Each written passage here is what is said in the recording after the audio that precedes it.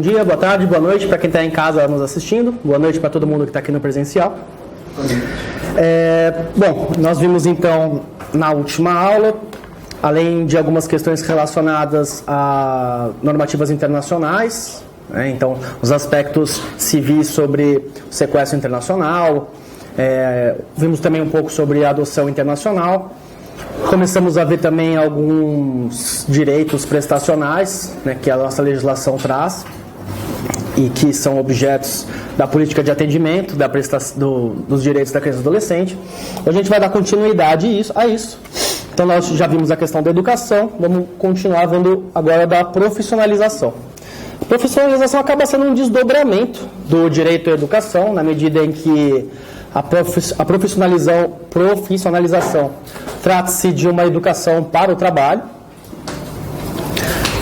Então a gente encontra dispositivos sobre a profissionalização também na Lei de Diretrizes e Bases, mas tem alguns aspectos próprios, tanto no Estatuto quanto na Constituição, que vale a pena serem observados. Então no próprio artigo 4º, que é um artigo guarda-chuva que traz vários dispositivos, vários direitos, nós encontramos essa previsão. Mas é lá no artigo 62 e seguintes que nós encontramos de forma mais minuciosa como que é o regramento. Então, consta aqui que no artigo 62, que considera-se aprendizagem, a formação técnico-profissional ministrada segundo as diretrizes e bases da legislação de educação em vigor, remetendo à nossa LDB. Vou pedir para vocês lerem depois esses slides, para não ficar algo muito repetitivo. Observem também que eu mencionei alguns artigos mais adiante. Então, 94 ele fala sobre a necessidade de se atentar ao direito à escolarização e profissionalização, as entidades que desenvolvem programas de internação. Nesses casos, nós estamos falando especificamente das unidades que desempenham, que oferecem um serviço de medida socioeducativa de internação, no caso de São Paulo, as Fundações Casa. E os artigos 119, 120, 124, que falam sobre ser direito dos adolescentes que foram aplicados medidas privativas de liberdade, em curso no processo penal juvenil, tanto liberdade assistida também, mas semi-liberdade, internação. Profissionalização é algo que tem que ser ofertado. A própria Convenção dos Direitos, a Convenção Internacional dos Direitos Humanos, traz também a questão sobre o ensino profissionalizante, então está o dispositivo para vocês tomarem nota. Por aí vai. Vamos guardar um pouquinho mais de tempo para falar sobre a questão do trabalho de adolescentes, que é algo que dá para falar mais, parece mais interessante. Só terminando ainda a questão da profissionalização, não sei se vocês lembram, você tem como ampliar? Ah, claro que tem. Imagina, eu que agradeço por ter lembrado. Eu não sei se vocês lembram, isso foi uma coisa bem típica de São Paulo, que há um tempo atrás nós tínhamos um programa chamado Vence, que ele era específico para o ensino técnico, ou seja, voltado então para o ensino médio. E algumas pessoas que estivessem atingindo determinadas características, elas poderiam participar desse programa, eles seriam encaminhados para alguns cursos técnicos em diversas áreas, mas em determinado momento o governo do estado acabou cortando os recursos para o desenvolvimento desse projeto Vence. Isso foi logo após a última eleição ao governo do estado e acabou que causou prejuízo a bastantes adolescentes, ali 16, 17 anos, e eu me lembro de ter entrado com umas 2 ações sobre esse tema, inclusive alegando a questão da profissionalização.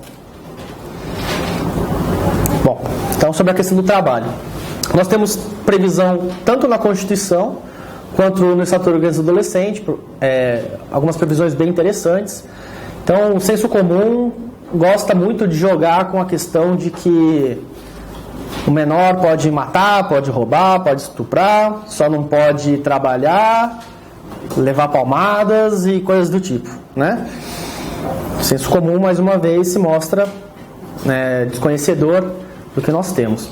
O próprio artigo 5º 33, inciso 33 da Constituição, traz a possibilidade do adolescente trabalhar sim, né? É claro que existem algumas normas protetivas para que esse trabalho não seja prejudicial à sua saúde, nem mesmo ao ensino regular, mas, segundo a Constituição, o adolescente pode trabalhar desde os 16 anos de idade ou desde os 14 anos de idade, se for na condição de aprendiz.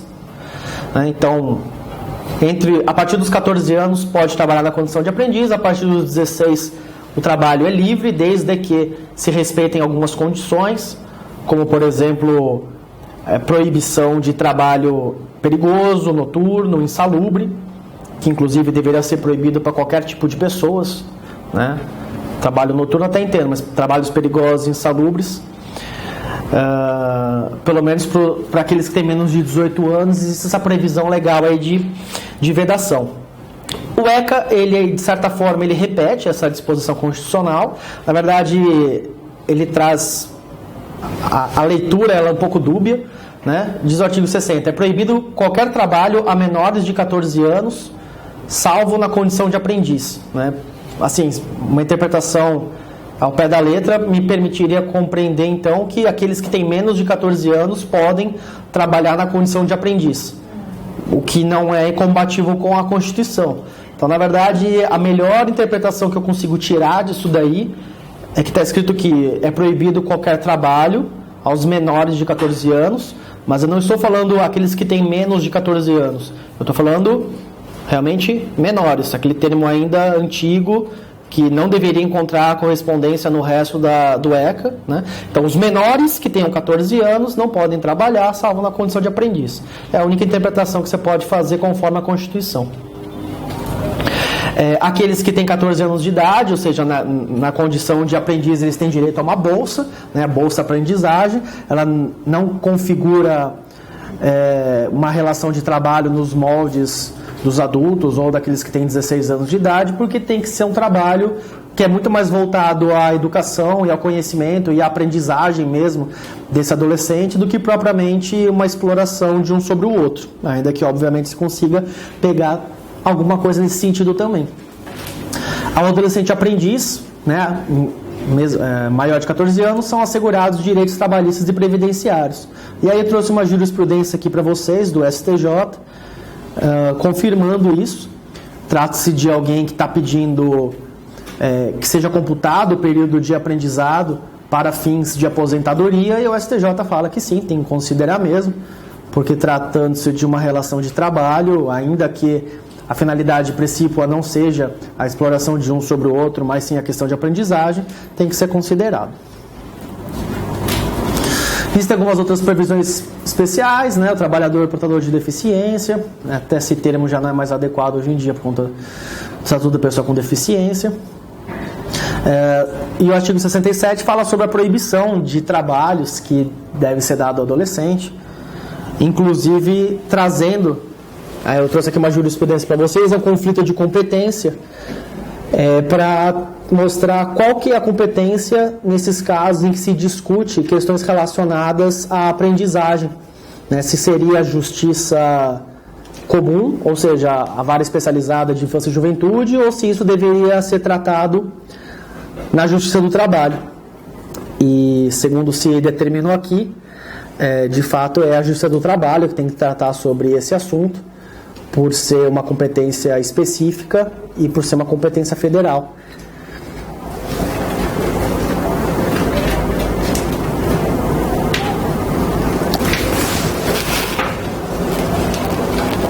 Muito bem. Aí abre algumas questões sobre e a existência que nós temos já hoje de crianças que participam de algumas situações que são claramente tratadas como trabalho, né? Então, aquelas pessoas que vão lá e já entram na escolinha de futebol e já começam a jogar profissionalmente. O ator também. Ou então o ator mirim, exatamente. E aí eu trouxe para vocês esses dois casos. Então, a primeira lei que eu coloco aí para vocês é a Lei Pelé, que ela fala sobre a situação daquele que tem menos de 14 anos, daquele que tem entre 14 anos e 21 anos de idade, está disciplinado pela Lei 9.615. e é totalmente silente sobre a questão daquele que tem menos de 14 anos. A doutrina acaba justificando eventual desenvolvimento de trabalho nessa área, aquele que tem menos de 14, muito mais como sendo o desenvolvimento do direito ao lazer da criança do que propriamente trabalho. Então, existem muitos posicionamentos dizendo que não, olha só, então aquele que tem menos de 14 anos, ele vem aqui jogar bola e treinar 2 vezes por semana, 3 vezes por semana. E, na verdade, é mais como se fosse uma atividade extracurricular que ele presta do que efetivamente uma relação de trabalho, né? Ele está aqui aprendendo, ele está aqui se desenvolvendo, na verdade, ele só não tem que pagar nada para treinar aqui, porque nós estamos acreditando que um dia ele pode ter um futuro muito bom, né? No meu ponto de vista, isso daí é sim uma relação de trabalho que você está, né, apostando aí a longo prazo, você está querendo gerar lucro em cima dessa pessoa lá na frente. Obviamente, você tem aí o interesse da criança em participar disso, assim como, obviamente, você tem vários trabalhos muito interessantes também, que o trabalhador vai lá e tem baita prazer de fazer aquilo, mas não por isso você deixa de configurar uma relação de trabalho. Né? Mesma coisa como se dissessem para mim, olha, não, mas o defensor público aqui, ele está tendo a oportunidade de, dentro da nossa instituição, de ajudar várias pessoas. Então, na verdade, é um plus, não é um ônus para ele. Mas se ele tem que ter periodicidade, se ele tem que ter comprometimento, se há uma relação de subordinação, me parece que é uma relação de trabalho e que a justiça deveria ser mais rigorosa nessas questões. Mas para mim pior ainda é a questão sobre o trabalho dos artistas mirins. E eu trago também aqui para vocês a Lei 6.533 de 78, que fala sobre, que disciplina, né, sobre o trabalho dos artistas mirins. E o artigo 7º dessa lei traz algumas exigências para que ocorra o trabalho artístico de forma geral. E uma delas é o registro perante a Delegacia Regional do Trabalho. E aí existem vários critérios que a pessoa tem que cumprir para poder se habilitar e trabalhar dessa forma. Mas aí existe um conflito de normas, porque muito embora o trabalhador em geral tenha que passar por essas atividades, o ECA, ele dispõe no artigo 149, inciso 2, a possibilidade do juiz da Vara da Infância e Juventude conceder o alvará, né? O alvará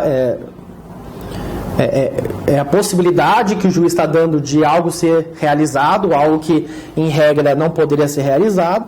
Então, o juiz pode conceder o alvará para a possibilidade de crianças e adolescentes participarem de atividades artísticas, independentemente, então, de ter que se inscrever em todas essas questões. Inclusive, eu trouxe aqui para vocês um caso que está sendo ainda julgado no STF. Só foi analisada uma medida liminar, ainda está em curso a decisão de mérito, em que se fala sobre a competência de emitir esses alvarás, que é da Vara da Infância e Juventude, e que, de fato, o juiz pode excepcionar essa legislação trabalhista, permitindo que, no caso em concreto, a criança ou adolescente participe de eventuais programas. E aí tem uma justificativa muito forte relacionado ao direito ao lazer também e à participação artística e tudo mais, se sobrepondo à questão do trabalho infantil. O problema é que a gente tem alguns casos que a gente percebe que é muito além de uma participação esporádica. Então, vamos supor que uma criança ela quer participar de um programa do Silvio Santos, né? Uma coisa é você ganhar o alvará para participar daquele programa e eventualmente ser filmada. Me parece que essa é uma situação. Já uma situação muito diferente é o caso, por exemplo, da menina Maísa, que com 4 anos de idade ela já aparecia de forma reiterada no programa, tendo que cumprir horários, ou então crianças que participam de novelas, ou então aquelas crianças que apresentavam Bom Dia e Companhia, né? São pessoas com menos de 14 anos que não estão, que não tem uma situação única em que um alvará poderia dar uma solução, né? Estou autorizando excepcionalmente que naquele momento em concreto você possa participar de um evento artístico. Não, efetivamente submetê-lo a cumprir ordens do patrão, a ter horário e tudo mais. Então, é mais uma situação em que, então, me parece também adequado a forma como o judiciário e a doutrina acabam interpretando, mas admite-se mediante mero alvará do Poder Judiciário pela Vara da Infância e Juventude. A meu ver, é mais uma exceção que se faz, né? Ainda que sobre o argumento de defesa de criança e adolescente, é mais uma concessão que se faz aí ao nosso sistema capitalista, que precisa de crianças representando determinados papéis e que não se contenta com bonecos ou coisas do tipo, né? Então, é um sistema econômico falando mais forte, de novo, do que as leis protetivas que a gente diz que nós temos. E no caso desse alvará, seria com prazo específico ou prazo indeterminado? Então, ou teria que especificar para tal atividade? Então, boa pergunta, porque existem dois instrumentos que o juiz ele tem para poder fazer disciplina de questões relacionadas à criança e adolescente. Tem tanto o alvará, que é aquele que permite, quanto as portarias, que são aquelas que restringem. E acho que vocês devem lembrar alguma coisa relacionada sobre aquela portaria dos rolezinhos, né, que proibia, e também teve uma de toque de recolher. E essas duas portarias elas acabaram caindo porque elas não tinham... elas não se tratavam sobre situações concretas, elas se tratavam sobre situações genéricas, amplas. E um alvará não pode ser dado dessa forma, né? Tem que ser sempre dado para uma criança em específico ou a um grupo de crianças, né? Tem que ser determinado, e para uma situação em especial. Então você não pode expedir uma portaria dizendo que nenhuma criança pode estar fora de casa depois das 11 horas. O que você pode é emitir uma portaria dizendo que no estabelecimento comercial tal, crianças não podem entrar sem acompanhamento dos pais. Então, naquele estabelecimento, naquele local, crianças não podem estar desacompanhadas. O alvará me parece que é a mesma coisa. Você vai autorizar para aquele ato, aquela criança. Parece complicado você dar um alvará para tempo indeterminado, né? Teria que ser para um ato só. Mas que nem a Maísa que ficava todos os dias, né? Sim. Teria que ficar fazendo vários alvarás. Exatamente. Só que a justiça tem passado um pano em cima disso, né? Na medida de autorizar, mediante alvará, esse trabalho de forma indeterminada, né? Não se chama de trabalho, se chama de oportunidade artística, cultural e tudo mais. Mas, poxa, é o que eu falei, se você tem subordinação, se você recebe um valor, você tem contraprestação, é uma relação de trabalho, né? Parece um gato, mia como um gato, você não vai chamar de cachorro, que vai continuar sendo um gato, mesma coisa. Muito bem. Então, assim, sobre a questão de trabalho, eu acho que esses são os pontos mais interessantes de trazer para vocês. Continuando essa parte de disciplina que o poder público pode trazer, tem essa parte interessante aqui do artigo 74 e seguintes, que fala sobre a disciplina sobre espetáculos, eventos de lazer, né? E também a questão do direito à imagem. Então, o artigo 74 fala que o poder público, através de órgão competente, regulará as diversões e espetáculos públicos, informando sobre a natureza deles, as faixas etárias, a que não se recomendam, locais, horários em que sua apresentação se mostre inadequada. Então, veja que a lei não proíbe que crianças e adolescentes assistam determinados espetáculos, mas obriga que aqueles que apresentem os espetáculos informem a quais públicos eles são recomendados. A questão de se vai ser autorizado ou não que essa criança possa participar e assistir o evento, ela é encargo dos pais. Reserva-se aos pais, dentro do exercício do poder familiar, dar a última palavra de se vai ou não possibilitar que a criança tenha acesso àquilo. O poder público não proíbe, apenas exige que seja informado a faixa etária a qual não se recomendam esses espetáculos. Teve até uma polêmica de um rapaz que fez uma apresentação sobre a lei, aqui em São Paulo, nem a criança foi assistir, passou a lei. Para quem não ouviu aí em casa, está falando que inclusive tem uma polêmica de um evento aberto ao público, que um homem apareceu nu, e muitas pessoas questionaram, e a mãe teria autorizado que a criança teria assistido. Para a lei isso é absolutamente normal, tá?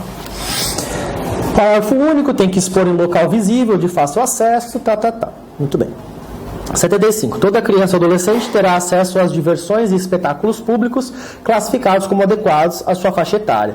Aí o parágrafo único. As crianças menores de 10 anos somente poderão ingressar e permanecer nos locais de apresentação ou exibição quando acompanhados dos pais ou responsável. Ou seja, você já tem 10 anos ou mais, você pode entrar nos locais mesmo se você não tiver ali a idade, desde que seus pais autorizem. Então, lembra quando vocês eram mais moleques, vocês queriam ver aquele filme que era proibido para menor de 18 ou menor de 16, né? E não deixavam você entrar. Na verdade, você poderia sim entrar, desde que você apresentasse uma autorização dos pais de vocês.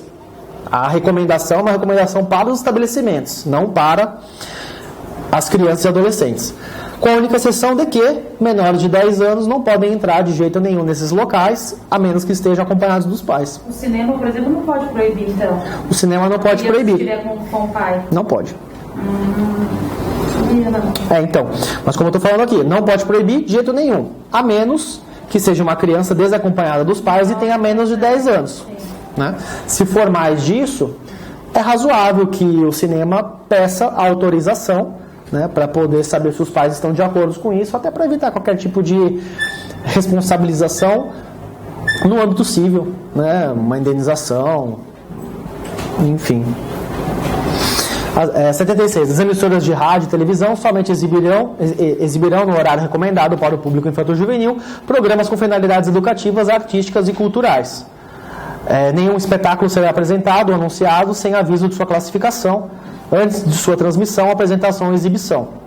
Mesma coisa, então, se falava isso para os espetáculos ao vivo, teatros, cinemas, também estamos falando aqui para televisão e rádio. Não é proibido passar qualquer tipo de programa, mas nos horários recomendados, não passa, sei lá, depois das 8, depois das 10, alguma coisa assim. É óbvio também que a emissora não vai fiscalizar quem está assistindo, isso é uma tarefa que incumbe aos pais ou responsáveis. Aí o artigo 254 ele é interessante porque tem uma polêmica, tem uma questão aí que eu vou tratar com vocês. Ele trata como infração administrativa transmitir através de rádio ou televisão espetáculo em horário diverso do autorizado ou sem aviso de sua classificação. Aí tem uma multa que é colocada aí. Então, transmitir através de rádio ou televisão espetáculo em horário diverso do autorizado ou sem aviso de sua classificação. Você percebe que o 254 ele é um complemento do 76, né? É como se fosse a sanção própria do descumprimento desse dever. E aí, o que aconteceu? Algumas empresas de rádio e televisão entraram com uma ADIM no STF questionando esse dispositivo que está em vermelho, dizendo que ele feriria a liberdade de comunicação, de expressão dessas emissoras, porque isso toleria a possibilidade deles de passar os programas na forma como eles quisessem e que por conta disso deveria ser declarada inconstitucional essa expressão. E mais uma vez, interesse econômico sobre o interesse real de crianças e adolescentes, o STF declarou de fato essa expressão como inconstitucional. É a de 2404 do Distrito Federal, que declarou essa parte inconstitucional por violar o direito à liberdade de expressão dos meios de comunicação. Ou seja, se quiser o SBT passar a banheira do Gugu com a mulher ali tentando pegar o sabão junto com o Tiririca, pode passar, não tem problema nenhum, desde que diga a faixa etária que é recomendada. Se quiserem passar programas de violência exacerbada também, pode passar, não tem problema nenhum. Se quiserem passar o Bolsonaro também falando o que quiser, pode também. Só é melhor dizer que não é recomendado para seres humanos.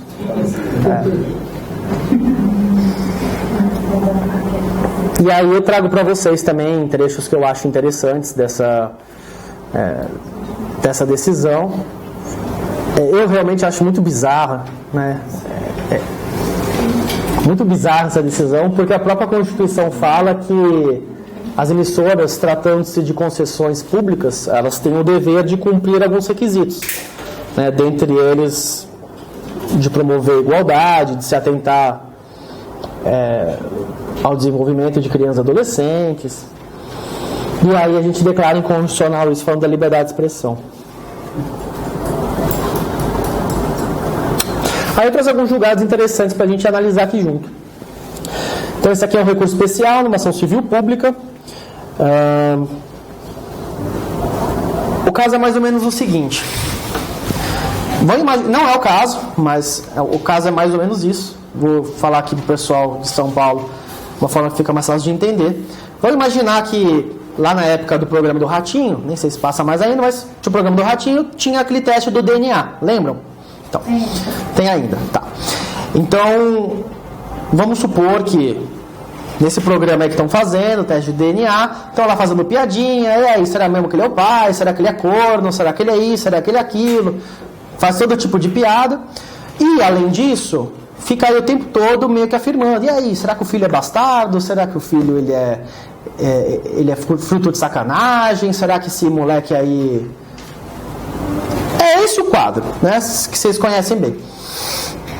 E aí, se eu não me engano, foi o Ministério Público que entrou com essa ação civil pública, solicitando dano moral coletivo, dizendo que esse programa estava violando os direitos da criança e do adolescente de forma difusa, uma vez que acabaram por prejudicar, por lesionar o direito de uma gama indeterminada de crianças que poderiam se ver naquela situação, né, frutos de um relacionamento extraconjugal e que por conta disso estariam sendo chamadas em rede nacional de bastardas ou de frutos de sacanagem, ou seja lá o que for. E foi dado provimento, de fato essa emissora foi condenada por conta disso. É um programa chamado Bronca Pesada e, como eu salientei aí, tinha um quadro que expunha a vida e a intimidade de crianças e adolescentes cuja origem biológica era objeto de investigação. Questionava a questão dos prejuízos causados a toda a sociedade em virtude da vulnerabilização de crianças e adolescentes, notadamente aquelas que tiveram sua origem biológica devassada e tratada de forma jocosa, a modo de potencialmente torná-las alvos de humilhações, chacotas pontuais ou ainda do bullying, né?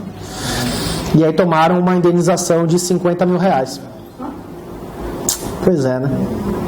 R$50 mil. E o STJ tem posicionamento pacificado de que se você tem um atraso de avião, você recebe R$8 mil. Porque juízes perdem voos, mas não tem seus filhos questionados nesses programas. Outra ação que eu trouxe aqui interessante. Recurso especial, também ação civil pública, danos morais, uma reportagem jornalística que... esse é o clássico, né? Então, divulgação de imagem de criança veiculada sem autorização dos representantes legais. Então, o STJ já tem isso por tranquilamente, que isso aí gera dano em ré ipsa, ou seja, independentemente de prova, no caso em concreto, de que houve aí um sentimento de mágoa, né, de sofrimento. O STJ entende que se teve veiculação de imagem da criança sem autorização do representante legal, na verdade, em alguns casos deveria ter até autorização judicial, né, o alvará, cabe sim responsabilização por danos morais. E aí, com mais razão ainda, se houve uma reportagem, né, uma atividade jornalística, falando sobre adolescente morto, atribuindo-lhe responsabilidade por ato infracional. Existe inclusive disposição no ECA que torna defesa a vinculação de nomes, até de siglas, fisionomia, que atribua ao adolescente responsabilidade por qualquer questão de ato infracional, né? Já traz um estigma muito grande a questão do próprio processo, e isso inclusive já é questionamento das diretrizes de READ, das regras de Beijing, quanto mais se você ficar colocando a cara dela ali, a torta direito, chamando-a de criminoso, de bandido e tudo mais. Então, até as siglas, ou até aquela imagem borrada que você consiga identificar por algum sinal, como por exemplo uma tatuagem, isso daí é proibido. Nesse caso aqui, o adolescente ele tinha morrido, e ainda ficavam fazendo matérias a respeito disso, também tomaram aí um dano moral na cabeça. E a gente tem bastante disso, né? Eu sei que acho que faz uns 3, 4 anos nós tivemos uma ação que acho que 4 adolescentes estavam sendo acusados de estupro lá no Piauí, e teve uma revista de grande circulação que fez questão de colocá-los só com uma vendinha nos olhos, mas foi até a capa da revista, E, salvo engano, a Defensoria Pública do Piauí entrou com uma ação tanto para tirar quanto para danos morais e teve sucesso, pelo que eu me lembro. Não pode, né? Cada um responde na medida da sua culpabilidade. Se o adolescente fez alguma coisa aí que infringiu a lei, ele tem que responder na forma pela qual existe. Agora, se os outros órgãos também agem em contrariedade à lei, eles também têm que responder por isso. Não dá para passar a mão numa dessas questões. Muito bem. Feito esse panorama geral, vamos para a última grande área nacionais, que é o direito à saúde. Trouxe várias normativas aqui que vale a pena vocês darem uma olhada. A maioria delas consta dos editais de defensoria por aí afora. Já também marquei alguns artigos que valem a pena atenção. Vocês deem uma olhada com mais calma, para a gente não ficar lendo muito o artigo de lei aqui. Temos a Constituição, o ECA, Estatuto da Pessoa com Deficiência, a Convenção Internacional sobre os Direitos das Pessoas com Deficiência e seu protocolo facultativo. Lembra que são as duas normas internacionais que nós recebemos como status constitucional, né? Então são consideradas emendas constitucionais. A Lei do SUS é uma lei muito importante para que a gente possa tratar sobre a questão de saúde, até porque se é a lei que disciplina como que vai ser estruturado o SUS, é ela que vai dar todo o norte de princípios e diretrizes de como que a gente vai cobrar dos órgãos públicos ou quais são os limites de cada um. Lei da reforma psiquiátrica, uma lei muito importante também, infelizmente pouco cumprida por muitos atuantes aí do direito, a Lei 10.216 de 2001. A gente vai tratar direitinho com ela mais para frente. E outras normativas que se encontram também às vezes nos editais, né? Na de São Paulo com certeza se encontram. Política do Ministério da Saúde para a atenção integral a usuários de álcool e drogas. Vai lá, joga no Google, puxa isso aí, dá uma lida, documento extenso, mas vale a pena para vocês ficarem por dentro do que se trata. Portaria 1190 de 2009 e também a Portaria 130 de 2012, que são aquelas que falam sobre os CAPs, que são Centros de Atenção Psicossocial. Vamos ver isso direitinho mais para frente. Declaração Universal dos Direitos Humanos, Declaração Universal dos Direitos da Criança, Convenção Internacional dos Direitos da Criança, Constituições estaduais e a Lei de Políticas Públicas para a Primeira Infância, que trouxe muitas modificações ao ECA, mas não só isso, ela também trouxe algumas questões próprias dessa lei que devem ser analisadas quando for tratar desse público em especial.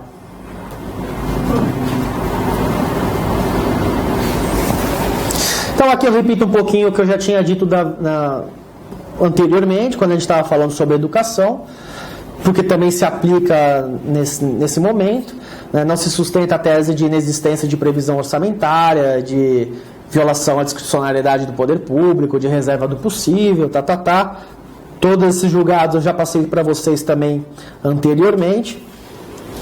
E aí vale a pena chamar a atenção para essa tese, que foi fixada na questão de ordem do tema 106 de recursos repetitivos, lá no RESP 1657 e 156. O que foi definido aí? Está sendo decidido sobre a necessidade ou não do poder público de fornecimento de medicamentos que não estão previstos na listagem da Anvisa. E como é um tema de repercussão geral, porque muitos recursos chegam sobre esse tema, tem muitas pessoas envolvidas, está ainda sob discussão qual que vai ser o tratamento que vai ser adotado de forma genérica, de forma geral, mas já foi decidida essa questão de ordem, trazendo algumas necessidades que a PAC vai ter que provar quando entrar com a ação para poder fazer jus. Então, de novo, a Anvisa é um órgão vinculado ao poder público executivo, é vinculado a um órgão do executivo. Então, assim, ficaria muito fácil se a Anvisa determinasse um número muito pequeno de medicamentos e tratamentos, porque assim, obviamente, a União, Estados e municípios teriam obrigações muito pequenas também para prestar para as pessoas. Então, o Judiciário não pode se restringir àquilo que está previsto na Anvisa ou nas portarias de cada ente. Obviamente, tudo que está ali na Anvisa e naquelas portarias é de mais fácil acesso, porque os próprios entes já disseram que estão dispostos a fornecer. Então, aquilo ali é basicamente um ponto pacificado. E aqueles casos em que não estão previstos? Então, para aqueles casos que não estão previstos, o Judiciário não pode fechar os olhos, em muitos casos vai ter também que forçar o Executivo a prestar, mas vamos analisar alguns critérios. Então, o primeiro deles, comprovação por meio de laudo médico fundamentado e circunstanciado, expedido por médico, da imprescindibilidade ou necessidade do medicamento e da ineficácia para o tratamento da moléstia de fármacos fornecidos pelo SUS. Então, tá bom, se a gente está pedindo um medicamento que não está na listagem do SUS, o médico vai ter que provar o porquê que não existe um tratamento equivalente na listagem que já é fornecida.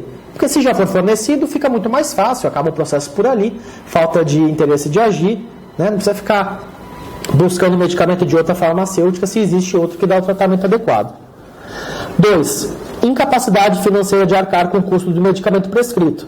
Muito duvidosa essa questão, porque afinal das contas o SUS é um sistema único, né, universal de saúde também. Mas, como eu falei para vocês também antes, defensoria não tem muito esse problema, só imprimir lá o protocolo da avaliação socioeconômica que a gente faz, que nunca tive problema com isso também. E a questão da existência de registro na Anvisa. Então, se não tem nas portarias dos entes, pelo menos esse medicamento tem que ter previsão na Anvisa. E se o medicamento não está previsto na Anvisa? Isso é outra coisa, isso está sendo debatido no STF. Então, o próprio STJ acabou delimitando que o âmbito de atuação dessa repercussão geral que foi dada são dos medicamentos que estão previstos na Anvisa.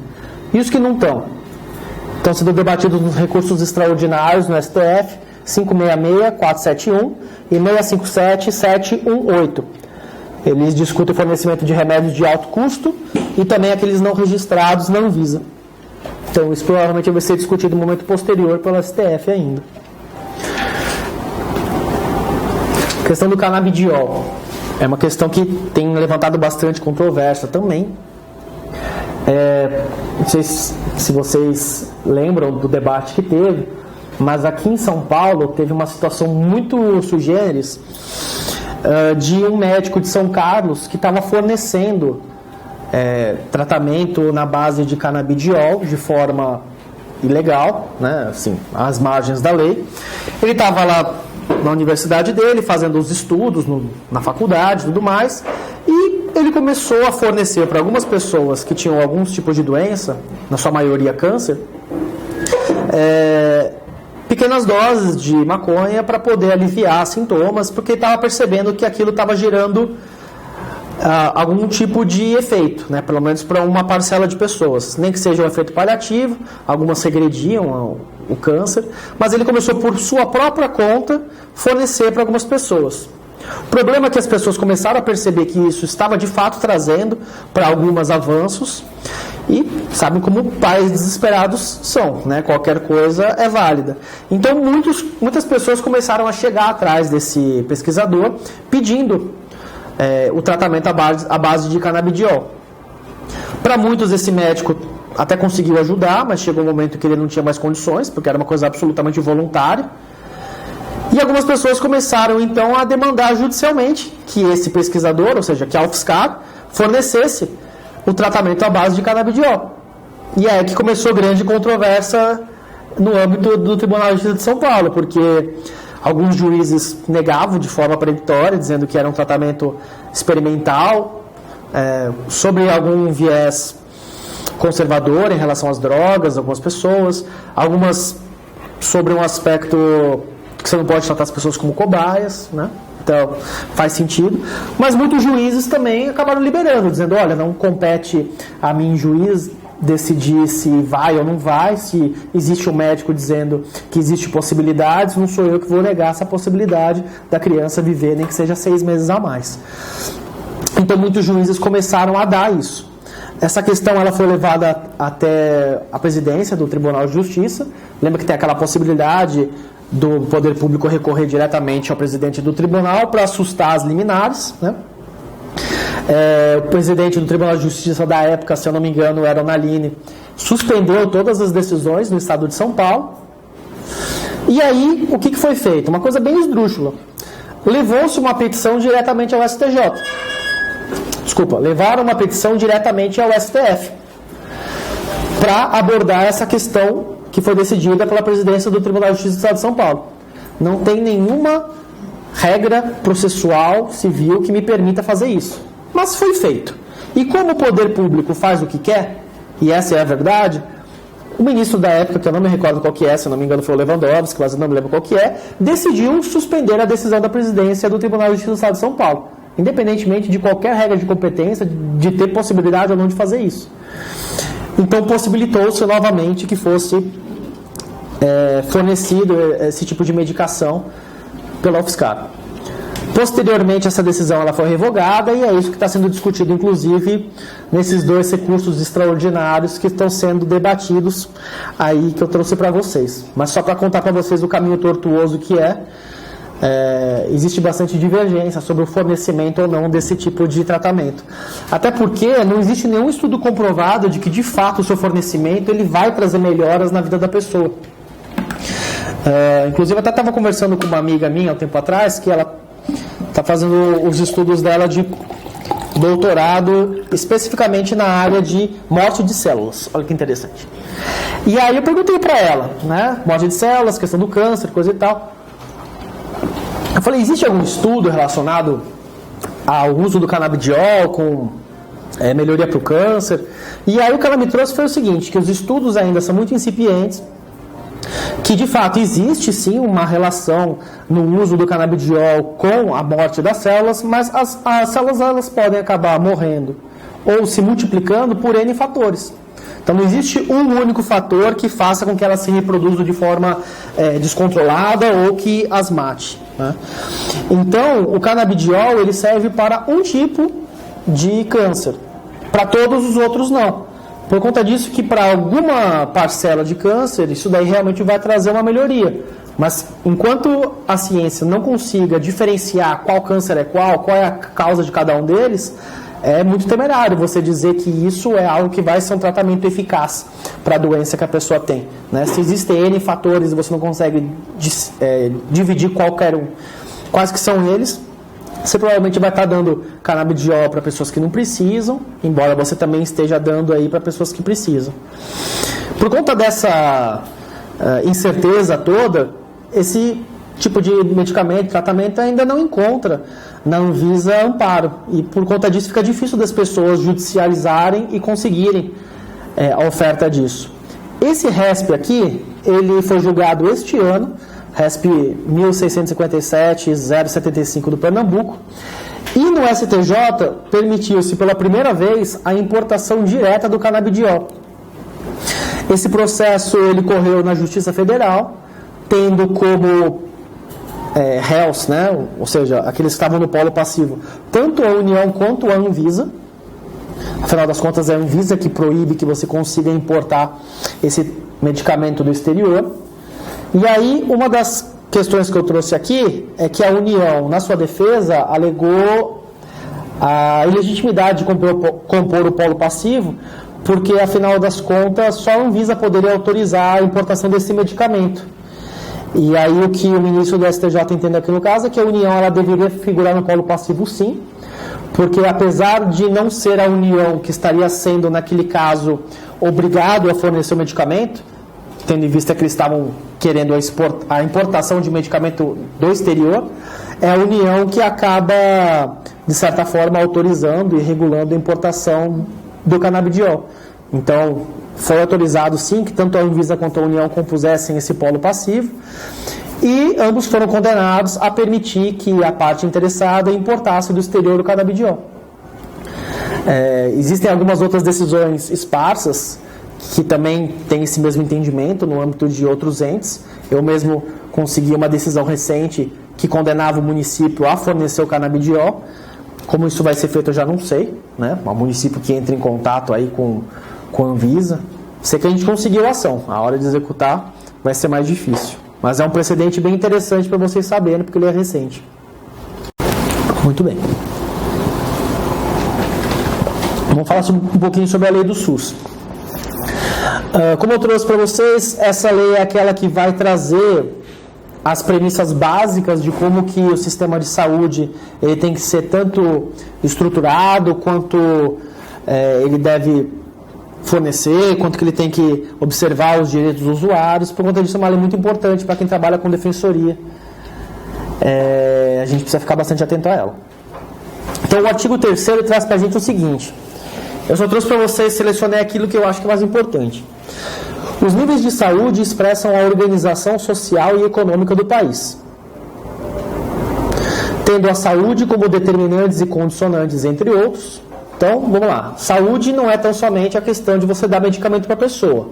Ela tem a ver com alimentação, moradia, saneamento básico, meio ambiente, trabalho, renda, educação, atividade física, transporte, lazer e acesso a bens e serviços essenciais. Também bem-estar físico, mental e social.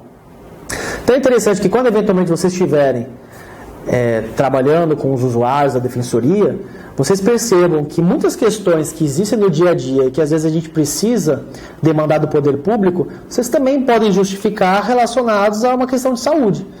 Então a questão de alimentação mínima para a sobrevivência de uma pessoa, a questão relacionada a condições dignas de habitação e moradia, questões relacionadas a saneamento básico, vigilância sanitária. Tudo isso tem a ver com saúde. Saúde não é só sanear, não é só o reativo. Saúde tem muito a ver com preventivo também. Saúde tem a ver com a melhoria na qualidade de vida das pessoas. Tudo que puder melhorar a qualidade de vida das pessoas tem a ver com saúde. O conjunto de ações e de serviços de saúde prestados por órgãos e instituições públicas federais, estaduais e municipais da administração direta e indireta e das fundações mantidas pelo poder público constitui o Sistema Único de Saúde. E a iniciativa privada poderá sim participar do Sistema Único de Saúde, mas sempre em caráter complementar. Então, até o Sírio-Libanês faz parte do SUS, né? O SUS não é só o poder público, não é só a UPA, não é só a UBS. O SUS é todo o sistema de saúde que nós temos, né? O Sistema Único de Saúde. Tudo isso é componente do SUS, inclusive o Sírio-Libanês. Obviamente o Sírio-Libanês não vai prestar o direito à saúde para todas as pessoas, porque trata-se de uma instituição privada. Mas, tendo em vista a possibilidade da saúde ser prestada pelo particular, eles exercem caráter complementar, submetendo-se, portanto, a qualquer e todo regulamento que exista aqui na Lei 8.080 de 90. Então não é porque você é uma instituição privada que você pode fazer o que quiser. Exemplo, não é porque você eventualmente resolva criar uma instituição em algum local ermo que tenha como finalidade cuidar de pessoas que fazem um uso abusivo de drogas, como algumas comunidades terapêuticas que existem por aí fora, que você pode se valer de qualquer tipo de meio de tratamento, como manter a pessoa isolada, camisa de força, impossibilidade de contato com meio externo, impedir que agentes como o Defensor Público, o Ministério Público entrem ali para fiscalizar e por aí vai. E eu estou retratando para vocês algo que realmente já aconteceu aqui no estado de São Paulo. Inclusive o núcleo que nós temos aqui da Defensoria de Direitos Humanos já acabou enfrentando vários estabelecimentos desse tipo em que existiam seguranças na porta que impediam a entrada de defensores, de promotores de justiça, dizendo que era uma instituição particular e que por conta disso nós não poderíamos entrar lá para averiguar as condições e informações de tentativa de suicídio e tudo quanto mais acontecendo ali dentro. Então, mesmo que você tenha uma iniciativa privada, você pode sim exercer o fornecimento de saúde, prestação de saúde, você está atuando em caráter complementar ao SUS. Portanto, tem que obedecer tudo que tiver previsto por aqui. Esse artigo 7 ele é bem interessante, né? Princípios do SUS, ou seja, qualquer médico, qualquer enfermeiro, qualquer pessoa que trabalhe no Sistema Único de Saúde tem que observar. O primeiro deles é a universalidade do acesso. Qualquer um pode acessar o Sistema Único de Saúde, não importa se você é miserável, se você é classe média ou se você é rico. Se você sofreu um acidente na rua, ninguém vai perguntar se você tem uma classe social abastada ou não, as pessoas vão te levar para o hospital mais próximo. Se eventualmente depois você mostrar que você tem uma carteirinha de convênio médico e quiser ir para um outro tipo de hospital, ok, sem problema nenhum. Mas os primeiros socorros vão ser dados em qualquer lugar, no primeiro local em que a pessoa que te atender for te levar. É o dever que o Estado tem de fornecer saúde para qualquer um. 2. Integralidade de assistência entendida como conjunto articulado e contínuo das ações e serviços preventivos e curativos, individuais e coletivos, exigidos para cada caso em todos os níveis de complexidade do sistema. Todos os sistemas que a gente for analisar daqui para frente, então a gente está falando do SUS agora, mas poderia ser o SUS numa próxima aula, que é o Sistema Único de Assistência Social. Todos esses sistemas, eles sempre têm que trabalhar de forma conjunta e articulada e contínua. Se cada um realizar o seu serviço de forma compartimentalizada, sem que você relacione o seu trabalho com outro que também trabalha na mesma área que você, mas com uma atividade diferente, nós vamos ter, além de um trabalho em dobro que configura um retrabalho, né, um trabalho aí de forma não eficaz, você vai ter muita situação de desconsideração do tratamento, ou às vezes você pode prejudicar o andamento aí do tratamento dado ao paciente, porque você não está tendo essa comunicação, você não vai estar tendo essa articulação. Então, sempre que possível, você vai ter dentro do mesmo estabelecimento vários profissionais de várias áreas diferentes, inclusive incentivando-se a atuação interdisciplinar, interdição multidisciplinar, para que possa dar um tratamento mais completo para a pessoa. 3. Preservação da autonomia das pessoas, na defesa da sua integralidade física e moral. Esse daqui é fundamental. Eu acho que é um dos princípios mais importantes que nós temos. Porque a saúde é um direito, correto? Se é um direito, também é uma coisa que eu tinha falado lá na época que a gente estava vendo a finalidade das medidas socioeducativas, se é um bem, se não é, coisa e tal. Bom, se é um direito, você tem a possibilidade de exercê-lo ou não, né? Você tem a faculdade de exercê-lo e se não quiser exercê-lo, você pode optar por isso. Então, se a saúde ela é um direito, é nessas condições que ela tem que ser vista. Você pode exercer esse direito à saúde ou não. Então, você não pode forçar a saúde goela abaixo de alguém se essa pessoa não a quiser. O médico ele tem a obrigação de, quando analisar o paciente, no caso em concreto, sempre tratá-lo com autonomia. Eu sou poder público, eu sou um médico que trabalha no hospital da rede pública. Eu não posso pegar a pessoa de forma forçada, se eventualmente ela quebrou a perna, e fazer uma cirurgia nela para ela ter a perna construída de volta. Eu não posso pegar uma pessoa que está com tuberculose e colocar ela à força no SAMU e levar ela para ser tratada se ela com todas as forças disser que não quer ser tratada. Assim como da mesma forma, eu não posso pegar alguém que faz um uso de drogas e enfiar numa perua, ou seja lá onde for, e enfiar num local de internação e dizer que ele não sabe o que ele está fazendo e que ele precisa ser tratado. Tratar as pessoas com autonomia, sempre. A coisa fica um pouco mais difícil quando a gente está falando de crianças e adolescentes.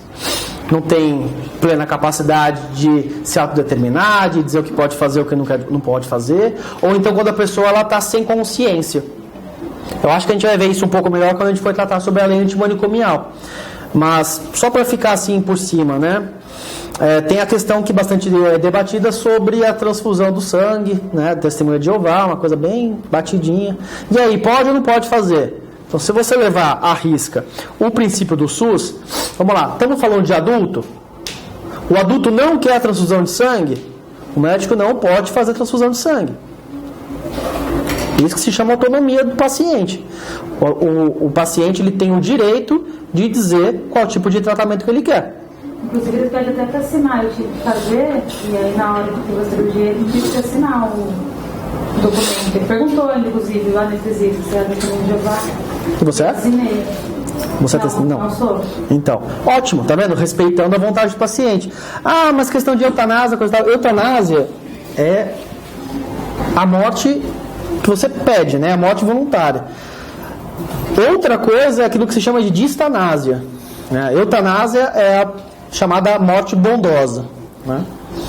Eu seria bom, tanásia, morte.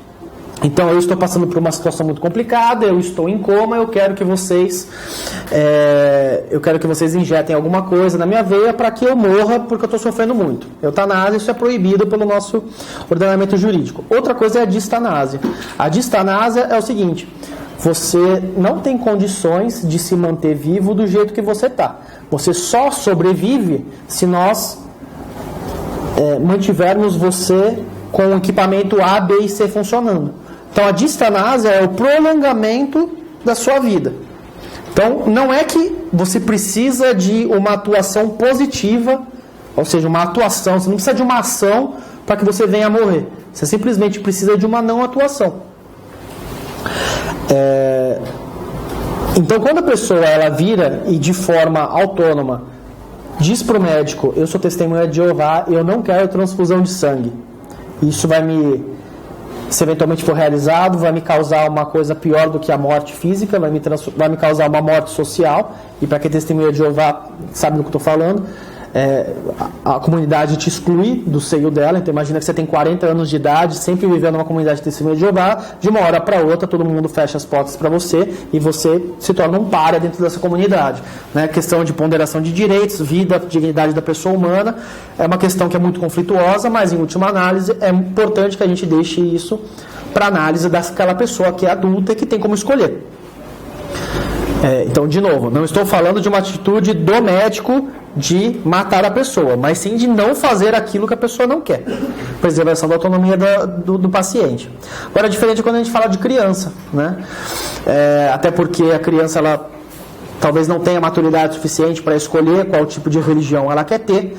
Então, quem disse que quando ela fizer, 20 anos de idade, ela não vai falar: não, isso aqui é uma baboseira, eu não concordo com nada disso, mas porque meus pais não quiseram que eu tivesse tido um tratamento, hoje eu tenho os problemas A, B e C, não sei o que lá. Então, o judiciário tem se mostrado muito propenso a autorizar e a chancelar a atuação dos médicos para fazer a transfusão de sangue nesses casos, mesmo contra a vontade dos pais, por entender que é melhor interesse da criança, que ela não tem ainda plena autonomia para poder decidir o que quer ou não quer fazer, e que nesse caso o interesse da criança se contrapõe ao interesse dos pais, e que para ela é mais interessante fazer então o tratamento. É questionável pela mesma razão. Imagina que eventualmente os pais comecem a dar então um tratamento diferente para a criança porque ela não seguiu ali as condições. Aí você vai pensar em outras questões. Então esses pais, eles são doidos, deveriam ser destituídos do poder familiar, Mas a verdade é que o judiciário está ali para tentar resolver questões, resolver problemas, não para criar outros, né? Então às vezes o juiz ele acaba até na vontade de querer ali solucionar os problemas, até criando outros problemas, naquela ideia de homem médio, de valores médios. Você está analisando o caso em concreto sobre a sua perspectiva, não sobre a perspectiva da sociedade que você está analisando. Tema extremamente polêmico, mas a jurisprudência tem entendido dessa forma aí em linhas gerais. Muito bem. Inciso 4, igualdade sem preconceitos. Tá, qualquer lugar é isso, pelo menos em tese, né? Inciso 5º, direito... vamos só guardar um pouquinho aí, inciso 4º. Sem preconceitos ou privilégios de qualquer espécie. Lembrando que existem vários diplomas, né, Brasil afora, no estado de São Paulo nós temos um, que fala sobre a questão de necessidade de tratamento das pessoas transexuais pelo nome social. Então, se você tem que tratar sem preconceito, com certeza a questão das pessoas trans tem que ser analisada também aí nesse aspecto, né? A gente tem aqui se eu não me engano, um decreto estadual que exige que seja dado aí o nome social em qualquer tipo de atendimento fornecido pelo poder público e também pelos órgãos, ainda que privados, que prestem atividade pública. Inciso 5º, direito à informação. Isso aí a gente usa bastante no nosso dia a dia também. Por quê? Porque é muito comum que os nossos usuários não consigam os prontuários para eventualmente depois entrarem com outros tipos de demanda. Então, que tipos de casos nós temos? Eu tive um caso recente, e essa área de saúde relacionada à criança e adolescente acaba sendo muito triste muitas vezes, porque você vê as pessoas morrendo ao longo do processo. E muitas vezes você fez o que dava para fazer e não tem muita coisa. É o caso de uma mãe que procurou a defensoria no final do ano passado, começo desse ano, e o filho dela tinha nascido há pouco tempo, estava ainda na maternidade, no hospital lá, e tinha nascido com algumas complicações, né? Muitas crises de epilepsia, precisava de um tratamento mais intensivo, coisa e tal, e na visão dela, que nós nunca saberemos se é verdadeiro ou não, o hospital lá não tinha condições de dar o tratamento adequado para ela. Por conta disso, ela queria que a criança fosse transferida daquela maternidade, daquele hospital municipal, para um hospital estadual, que, segundo ela, teria melhores condições de cuidar do caso da criança. O hospital, por sua vez, negava, dizia que não precisava, que ela estava sendo muito bem atendida ali. Bom, a mãe procurou a gente. Primeira coisa que a gente precisa para mostrar a viabilidade. Tem um prontuário? Não, o hospital não quer fornecer. Tá? Então, lá vai o ofício da defensoria pedindo o prontuário da criança para que a gente saiba as informações. Entregaram para a gente algumas coisas. Judicializamos a situação, mas aí fica aquela situação, né? Como é que a gente faz essa prova? Nós temos de um lado o hospital dizendo que não, está tudo certo, está sendo dado o melhor, e do outro a mãe dizendo que não é verdade, com os mesmos documentos que o município deu para ela. Então foi uma situação que nós pedimos que fosse realizado perícia por parte de um médico da confiança do juízo, né, um terceiro imparcial para canalizar essa situação, mas infelizmente a criança morreu antes de que isso pudesse ser feito. A burocracia do judiciário não socorreu aí a criança. O direito não socorre a quem dorme, mas muitas vezes quem dorme é o próprio direito. Mas os estabelecimentos de saúde têm o direito, têm a obrigação de fornecer essa informação. Posteriormente, se o caso, se provado que o município sonegou informações, caberia aí uma ação de indenização, danos morais, seja lá o que for. Outra situação muito recorrente também. Então temos um adolescente se envolvendo numa situação infracional e na troca de tiros com a polícia acabou sendo baleado, está internado no hospital e o hospital está se negando fornecer qualquer tipo de informação desse adolescente, inclusive proibindo a família de visitá-los, porque ele está sob escolta policial, e por conta disso tudo é sigiloso, então tudo tem que ser fornecido mediante autorização judicial. Então lá vai a defensoria fazer um pedido nos autos desse processo socioeducativo, dizendo que a família tem direito à informação, que a gente quer o prontuário, todas as informações, inclusive saber qual que é o estado atual. E, obviamente, também fazer o pedido de visitação, de acompanhamento, que é um dos direitos que o adolescente ou a criança internado tem, né, de permanência de um pai ou responsável 24 horas por dia acompanhando ele. É muito triste esse empurra de responsabilidades. Então, normalmente, quando tem casos como esse, o hospital não permite a entrada das pessoas, obviamente não permite, porque sabe que tem uma situação ali complicada, tem medo do adolescente se envolver na situação infracional e acha que quanto menos pessoas tiver ali, melhor vai ser para o hospital. Muitas vezes ele fica algemado também. Muitas vezes fica algemado. Mas sempre. Muitas vezes mesmo. E aí joga a responsabilidade disso, na verdade, para a polícia. Não, é a polícia que não permite. Aí você vai perguntar para a polícia, muitas vezes a polícia vai falar, realmente não permito mesmo. Mas algumas vão falar, não tem nada a ver com a gente, é a direção do hospital. Então, às vezes, tem esse joga de responsabilidade, juiz da infância tem que autorizar isso daí, né? É direito do adolescente. Mesma coisa que eu falei antes, não é porque alguém fez algo errado que você vai tratá-lo como um inimigo e acabar com todos os direitos dele. Cada um responde pelas suas responsabilidades. Se o hospital também não permite esse contato e eventualmente acontece uma complicação no quadro, também tem que ter uma responsabilização desses agentes que não zelaram pelo direito do adolescente. 6. A divulgação de informações quanto ao potencial dos serviços de saúde e sua utilização pelo usuário. Então é sempre ser o mais transparente possível.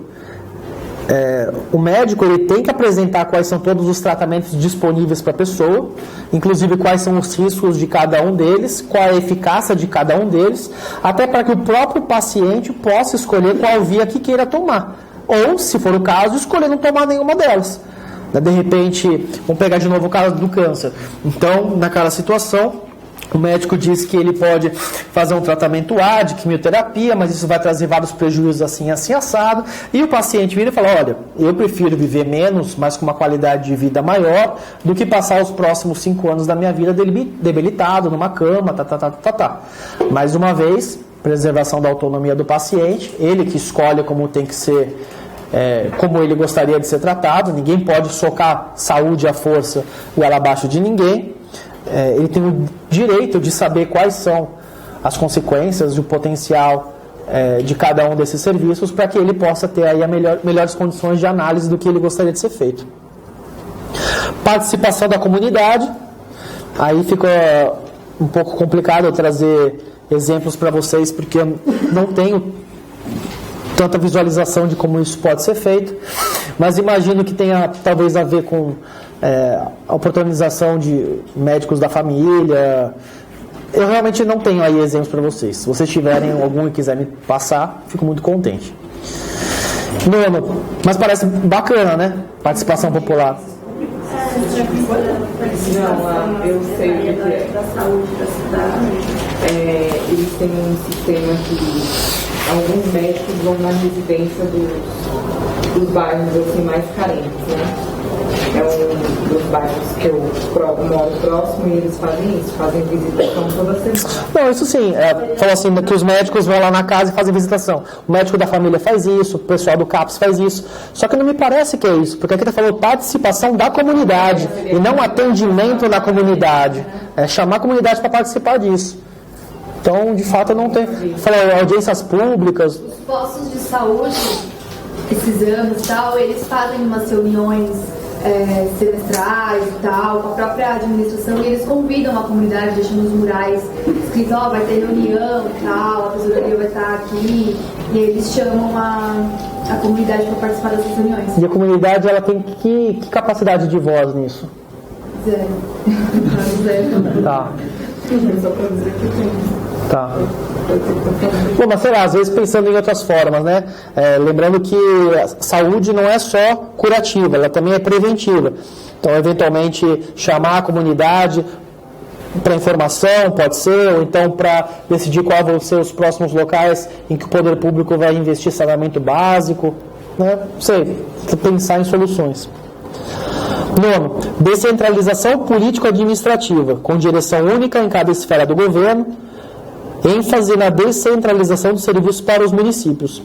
A gente vai ver que vários sistemas que nós temos aí, tanto SUS, o SUAS, SINASE, sempre tentando trazer o máximo possível de responsabilização para os municípios, porque assim você capilariza a forma de atuação, né? Você não deixa tudo centralizado ali na capital, mas você acaba indo mais próximo da residência das pessoas, e isso acaba trazendo uma atenção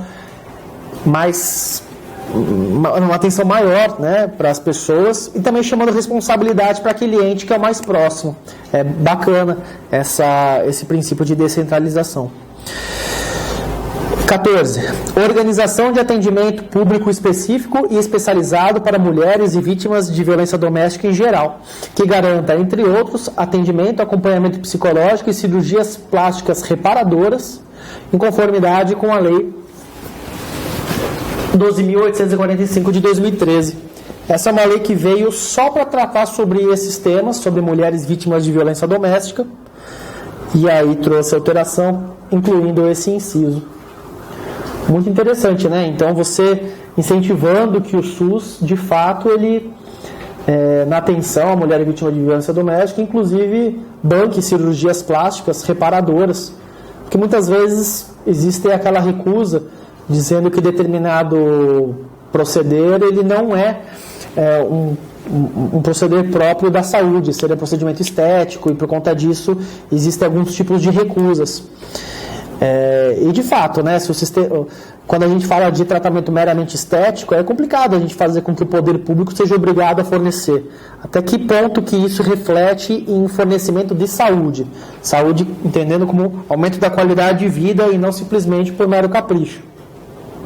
Mas quando a gente fala sobre questão de violências vítimas de violência doméstica, nós estamos falando sobre uma questão muito específica, que eu acho que extravasa a questão de meramente estética. Nós estamos falando sobre uma questão muito mais estrutural e até de reestruturação psicológica, que por conta disso precisa de uma atenção mesmo. Acho que é bem-vinda essa inclusão. Legal. Vamos falar um pouquinho então sobre os CAPs. Mas antes de falar sobre os CAPs, eu vou falar sobre algumas outras normativas que não costumam estar nos editais, mas que é legal trazer para vocês entenderem de onde que surge os CAPs. Então, a rede de atenção psicossocial, chamada de RAPS, é uma das redes que são tratadas lá no sistema do SUS. O SUS ele tem vários subsistemas. até para trazer uma maior especialização àqueles profissionais que vão tratar sobre o assunto. Então, a RAPS ela é disciplinada em algumas portarias. Eu elenco aqui a portaria 3.588 de 2017, ou seja, deste ano, que ela é alvo de críticas do Conselho Nacional de Saúde. Foi feita inclusive a recomendação 1 de 2018, no começo desse ano. Depois eu trago aí para vocês o porquê. E nós temos também aí a portaria 3.088 de 2011 do Ministério da Saúde e a resolução 32 de 2017 da CIT do Ministério da Saúde. E essa resolução ela traz quais são aqueles componentes que vão ser os responsáveis pelo desenvolvimento da rede de atenção psicossocial. Então nós temos a atenção básica assim, para vocês terem uma compreensão mais por cima, estamos falando de UBS, do SAMU, da UPA, consultório na rua. Consultório na rua costuma ser um trabalho itinerante em que se trabalha com a população em situação de rua, um trabalho muito bacana. Centros de convivência, normalmente locais em que a pessoa precisa ficar por um tempo maior, em sistema de acolhimento, ou então até mesmo tendo contato com outras pessoas com situações de saúde parecidas. Unidades de acolhimento adulto e infanto-juvenil, então são estabelecimentos próprios para realizar acolhimentos maiores, né? São unidades próprias para isso. Serviços de residências terapêuticas, que são muito próprias para pessoas com questões relacionadas ao uso abusivo de álcool e outras drogas e que precisam de um serviço intermediário para saírem de uma internação completa para passar por uma liberdade completa. Então são serviços que ajudam a desinstitucionalizar a pessoa que permanece muito tempo ali naquela instituição total. Hospital dia, unidades de referência especializadas em hospitais gerais, os centros de atenção psicossocial nas suas diversas modalidades, e é aí que a gente vai tratar logo menos, equipe multiprofissional de atenção especializada em saúde mental e hospitais psiquiátricos especializados. A gente vai analisar que a legislação, principalmente com o advento da lei antimanicomial, ela vem trazendo cada vez mais prioridade ao atendimento das pessoas numa situação de liberdade, em desfavor de tratamento em ambientes totais, como hospitais psiquiátricos especializados. E essa portaria 3.588 de 2017 do Ministério da Saúde, ela prevê um aumento no número de leitos dentro dos CAPs. A gente vai ver que os CAPs possuem alguns leitos, e inclusive acaba condicionando o repasse de verbas ao preenchimento de 80% da capacidade desses leitos. E o que o Conselho Nacional de Saúde fala é que isso é um absurdo, até mesmo porque numa ótica de desinternações, você tem que cada vez mais incentivar que as pessoas tenham condições de levar suas vidas fora de instituições totais, que elas não precisem dormir em estabelecimentos de saúde. Ou seja, deveria ser o contrário, você deveria incentivar que os órgãos eles tenham cada vez mais leitos livres, para que esses profissionais sejam então incentivados a ter um trabalho mais incisivo de autonomia dessas pessoas, para que elas possam levar suas vidas de forma autônoma. Então, segundo o Conselho Nacional de Saúde, essa seria uma portaria que deveria ser revogada, porque ela vai contra todo esse movimento antimanicomial. E a gente está num momento bem complicado, né, politicamente falando, até analisando o ministro da Saúde, que está em exercício, é realmente um governo que não dialoga com esse tipo de pensamento. Muito bem. De duas formas.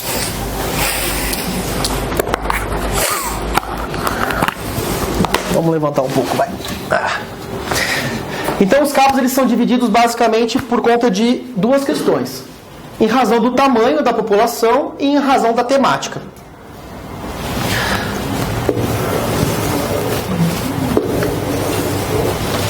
Muito bem.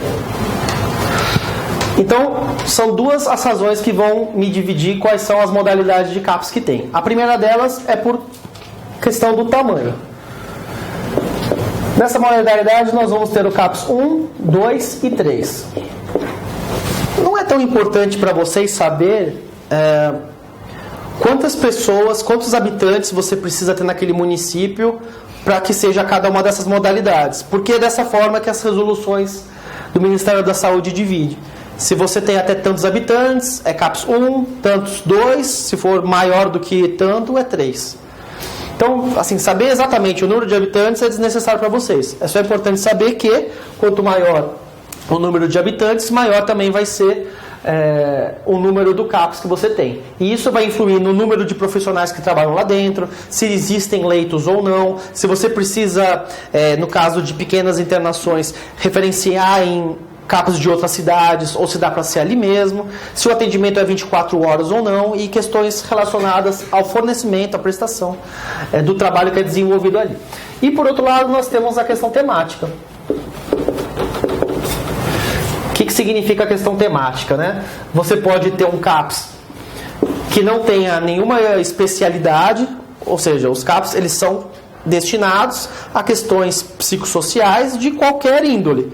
Então, você não precisa ter uma razão para a pessoa comparecer ali. Como regra, cuida de qualquer situação psicossocial que seja necessário um acompanhamento. Mas você pode ter também algumas especificações. Nós temos duas. Nós temos o CAPS AD e nós temos o CAPS I. O CAPS AD ele é específico para transtornos derivados de um uso abusivo de álcool e outras drogas. Já o CAPS I ele é específico para crianças, é o CAPS infantil. Então, significa que se eventual pessoa tiver um transtorno psicossocial derivado de um uso abusivo de drogas, ele é obrigado a frequentar o CAPS AD? Não. Principalmente em cidades onde sequer existe esse tipo de serviço, né? Aqui abrange... então até tem um ponto de intersecção. Você pode ter o CAPS AD2, CAPS AD3, pode ter o CAPS infantil assim, né? Então é bom vocês saberem que não é separado. Você pode ter CAPS AD1, 2, 3, que seja sem qualquer definição, que seja AD ou que seja infantil. E aí nós temos duas portarias do Ministério da Saúde que vão trazer de forma disciplinada como que deve ser analisado, como que deve ser disciplinado, como deve ser a instalação desses órgãos, né? Essas duas portarias se encontram no edital de São Paulo. Então, a primeira portaria, que é a 1190 de 2009, ela tem o seguinte nome, né? Ela institui o Plano Emergencial de Ampliação do Acesso ao Tratamento e Prevenção em Álcool e Outras Drogas no Sistema Único de Saúde. É baita nome gigante. Muito bem. Eu vou tentar explicar para vocês como funciona o CAPS e trazer para vocês as palavras-chave do que precisa ficar gravado aí na cabeça de vocês. São duas normativas extensas, eu recomendo que vocês leiam cada uma delas, mas se vocês entenderem para que serve e como funciona, pronto, né? Você já tem aí meio caminho andado. Então essa portaria do Ministério da Saúde começa dizendo que ela surge levando em conta a existência de um cenário epidemiológico que mostra a expansão no Brasil do consumo de algumas substâncias, especialmente álcool, cocaína e inalantes, que se associa ao contexto de vulnerabilidade de crianças, adolescentes e jovens, bem como considerando a lei antimanicomial e as necessidades de abordagem preventivas e de promoção da saúde dirigidas às crianças desde a primeira infância. Vocês precisam saber o que está escrito aí nessas portarias, porque se cai em eventual teste, vocês podem se prejudicar. Então é bom que vocês saibam que a portaria fala cenário epidemiológico. Ainda que soe como um termo bem biologizante, até que meio ignorando todas as condições sociais próprias do uso de drogas, esse termo é empregado, mas as portarias elas são melhores do que esse termo. Legal. Quais são as finalidades que essa portaria tem ao apresentar esse CAPS? Então a gente está falando do CAPS AD, né? CAPS AD, que é aquele que cuida de transtornos psicossociais derivados do uso abusivo de álcool e outras drogas. Primeiramente, ampliar o acesso ao tratamento e à prevenção. Então, A ideia aqui é sempre ampliar o número de pessoas atendidas pelos CAPs e nunca ser restritivo. É uma perspectiva de ampliar horizontes. Diversificar as ações orientadas para a prevenção, promoção da saúde, tratamento e redução dos riscos e danos associados ao consumo prejudicial de substâncias psicoativas. Aqui está o cerne, aqui está o ponto mais importante da forma de prestação de serviço dos CAPs. É a redução de danos. Não servem os CAPs a erradicar o uso, muito embora seja essa aí a finalidade talvez última. Mas o mais importante é reduzir os riscos, reduzir os danos. Então, não estão tão preocupados os profissionais que atuam nessa área em que você tenha um tratamento de abstinência. Muitas vezes os profissionais que trabalham no CAPS sabem que a pessoa que chega lá e faz um uso abusivo de algum tipo de droga vai continuar fazendo uso ao longo do tempo. E tem que estar preparado para isso mesmo, porque se você vai fazer um atendimento contínuo da pessoa, ela vai falar sobre recaídas, ela vai falar sobre um aumento do uso, ela vai falar sobre uma diminuição do uso. Se eventualmente o pensamento que fosse aqui dos profissionais que trabalham nos CAPs fosse de erradicação, fosse de tolerância zero, imagina que eventualmente chega um paciente para vocês, médicos, enfermeiros, e diga que fez uso, passou mal não sei que dia. Qual seria uma resposta dada por alguém da linha tolerância zero? Eventualmente até chamar a polícia. Né? Olha só, né, tem uma confissão aqui de que a pessoa faz uso, a pessoa mesmo diz que tem drogas em casa, faz um uso frequente, alguma coisa do tipo. A ideia da saúde não é essa. Se a segurança pública tem uma estratégia de atuação, errada ou não, que para mim é absolutamente errada, mas enfim, errada ou não, para a saúde é outra ótica. A ótica da saúde é melhorar a qualidade de vida do paciente, nunca piorá-la. Então, o que nós, profissionais da saúde, vamos fazer para melhorar a qualidade de vida do fulano? Redução de riscos e danos. Vamos dar palestra falando dos problemas que tem as drogas? Vamos. Mas também vamos comemorar a cada dia que ele passe consumindo menos. Ou fazendo um uso não tão... que não tão coloque ele em risco, como, por exemplo, o pessoal que faz uso de heroína. Lembro que há um tempo atrás teve aí uma situação em que houve o fornecimento de seringas para usuários de heroína. E isso, obviamente, foi recebido... Oi? Criou uma polêmica mesmo. Então, pelo senso comum, isso foi recebido de uma forma absolutamente que absurdo. Por quê? Porque o governo está incentivando que as pessoas façam uso disso. Obviamente não. Ninguém vai ir atrás de heroína porque ganha uma seringa. Né? É a mesma questão sobre o estupro, né? Ou qualquer outro crime. Vamos supor que se o estupro deixar de ser criminalizado de hoje para amanhã, vocês acham que o número de estupradores vai subir muito? Não, agora o estupro não é mais crime, o estupro é livre, então vamos estuprar todo mundo, é assim que funciona?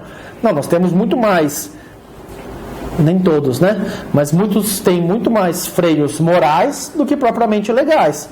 Não é porque o estupro é crime que eu vou fazê-lo ou deixar de fazê-lo. Assim como se o estupro deixar de ser crime de hoje para amanhã, muitos não vão fazê-lo por questões morais.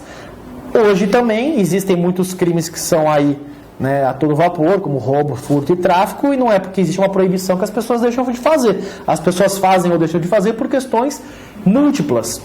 Questões sociais, morais, pessoais, psíquicas, seja lá o que for. Não é porque você está fornecendo uma seringa que as pessoas vão fazer isso. Não é porque você vai legalizar o aborto que as pessoas vão querer fazer o aborto. E por aí vai. Um exemplo muito bom que nós temos internacional, que a gente pode citar sobre a redução de riscos, é Portugal. Portugal não é um país que legalizou as drogas, como por exemplo alguns estados dos Estados Unidos, Holanda, Uruguai. Até legalizou em pequenas quantidades, mas não de forma generalizada, mas tem um trabalho de redução de danos muito bom, então de construção de quartos de segurança, onde eventualmente se você tiver numa crise de abstinência, você pode ir para poder ter uma atenção, fornecimento de alguns instrumentos para você poder fazer um uso sem tantos prejuízos. Em Amsterdã, por exemplo, As drogas são proibidas, com exceção da maconha e de alguns tipos de cogumelos. Obviamente, as drogas que eu estou dizendo são drogas que nós conhecemos como ilícitas, né? Porque o álcool também é permitido e tudo mais. Mas é muito interessante porque lá você vende qualquer tipo de instrumento que você precisa para fazer uso de drogas. Então você tem aquele bong, né? Para você poder fazer o uso de eventual fumo, caso você queira, crack, seja lá o que for. Você tem até alguns tubos que você pode usar para fazer o uso de cocaína. Você tem avisos em tudo quanto é lugar da cidade dizendo para turistas tomarem cuidado com utilização de cocaína vendida por alguns tipos de traficantes, porque existem traficantes que acabam substituindo cocaína por heroína e aí você pode ter uma overdose. Então, olha só o pensamento, não é um pensamento óbvio, né? A Holanda continua proibindo o uso de cocaína, mas é mais importante do que botar um adesivo dizendo eu sou careta, drogas, blá, você colocar um pôster dizendo para a pessoa tomar cuidado, porque se ela fizer um uso ainda que indevido da droga, para ela saber que existe um negócio que está matando e que por conta disso é melhor que ela se resguarde e ela, né, evitem homicídios, evitem suicídios, né, por conta da droga, do que efetivamente você fecha os olhos para a questão da droga que existe hoje e você proíbe de qualquer jeito. Então existem várias situações que podem se traduzir numa redução de riscos, redução de danos, que não seja aquela visão totalmente de, né, privar a pessoa, que inclusive podem trazer melhores avanços na questão de você acabar com dependências e por aí vai. A lógica da saúde é redução de riscos. Nós temos usos e usos de entorpecentes. Você tem o uso recreativo, você tem o uso que você pode até chamar de vício, né, que é um uso contínuo, e você tem o uso propriamente dito como problemático. O que é entendido por uso problemático de drogas? É aquele em que o uso desse entorpecente, que pode ser de qualquer ordem, desde cocaína até o álcool, está trazendo prejuízos reais para a sua vida. Então, o uso problemático é isso. Estou fazendo uso de um entorpecente que está causando problemas para a minha vida. Bom, se isso causa problemas para a minha vida, a saúde vai me fazer o quê? Vai me trazer a possibilidade de elevar a minha qualidade de vida. Que eu me torne menos dependente desse entorpecente, para que eu possa ter uma vida menos dependente, ainda que eventualmente eu queira fazer meu uso esporádico, meu uso recreativo. A preocupação da saúde não é erradicação. Isso daí é uma questão de segurança pública, de questões econômicas, de protecionismo e por aí vai. Então, lembre-se sempre, quando estamos falando de saúde, redução de riscos, redução de danos é o mais importante. E por que diversificar as ações? Sempre o mesmo tratamento funciona para todo mundo. Então, você precisa oportunizar o máximo de situações diferenciadas para que aquela pessoa, se eventualmente em uma forma de abordagem não deu certo ou não sentiu confiança, possa tentar de outra forma que aquilo seja feito. Então você tem a possibilidade de ir no CAPS, mas você pode ir no CAPS AD, você pode ir no CAPS infantil se for criança, você pode ir no CAPS regular, você pode procurar uma UBS se for o caso. Se você tiver em surto, você pode chamar o SAMU. Se você quiser internar ele numa clínica particular, é sua faculdade, você pode também fazer isso. São diversas ações que estão disponíveis para que você opte por aquela que você entende que é mais adequada. 3. Construir respostas intersetoriais efetivas, sensíveis ao ambiente cultural, aos direitos humanos e às peculiaridades da clínica do álcool e outras drogas, e capazes de enfrentar de modo sustentável a situação de vulnerabilidade e exclusão social dos usuários. Respostas intersetoriais. Para com aquela ideia de que quem consome drogas está incentivando a cometer crime, por aí vai, e só vê dessa perspectiva punitivista, repressiva. Você tem que analisar a questão da droga de uma questão complexa. Ela envolve várias questões diferentes. Por que a pessoa foi atrás da droga? Foi um uso recreativo? Foi uma escapatória de uma situação de sofrimento da vida dela? Foi um embalo dos amigos? Independentemente de qual foi essa situação, por que isso se transformou num uso problemático hoje? Quais são os problemas que está gerando? Por que esses problemas estão sendo gerados? Os problemas estão sendo gerados por conta do uso dele ou por conta da reação da sociedade face ao uso dele? A resposta não tem que ser única, ela tem que ser intersetorial, tem que ser da psicologia, tem que ser da assistência social, tem que ser da enfermagem, tem que ser da medicina, tem que ser de diversas políticas públicas possíveis, o máximo possível. E analisando sempre a situação de vulnerabilidade e exclusão social que os usuários têm, né? A gente vai ver mais na frente nas diretrizes que uma delas é o enfrentamento do estigma. Então, aquele que faz um uso abusivo de entorpecente, ainda mais se estiver numa situação de vulnerabilidade econômico-social, ela vai sofrer um processo de exclusão muito grande. Então, por conta disso, sempre que possível, o CAPS ele tem que servir para tentar enfrentar isso daí e tentar afastar os estigmas próprios. É óbvio que se você tem uma pessoa que vive em situação de rua, ou que mora numa comunidade, ou que está presa, ou que, né, não tem tantas condições econômicas, e a pessoa ela é viciada em qualquer coisa, pode ser maconha, pode ser cocaína, pode ser álcool, ela vai ter um tratamento muito pior do que se fosse da mesma situação uma pessoa com condições financeiras favoráveis, né? O uso de drogas ele é absolutamente democrático, ele pega todas as classes sociais, mas nós sabemos que a situação de vulnerabilidade econômico-social da pessoa, ela é determinante para que a reação da sociedade seja diferente no caso em concreto com ela. Então, olha só como Dado Dolabella, se eu não me engano foi ele, né? Casagrande e diversos outros atores ou personalidades que nós temos aí na mídia são tratados quando fazem um uso abusivo de drogas. É o jovem que teve aí uma situação complicada, é uma vítima do crack, é uma vítima da cocaína, sempre colocando numa situação de vítima da situação. Qual que é o tratamento que é dado para a nossa juventude aí que se envolve em situações como essa e que se encontra numa situação socioeconômica desfavorável?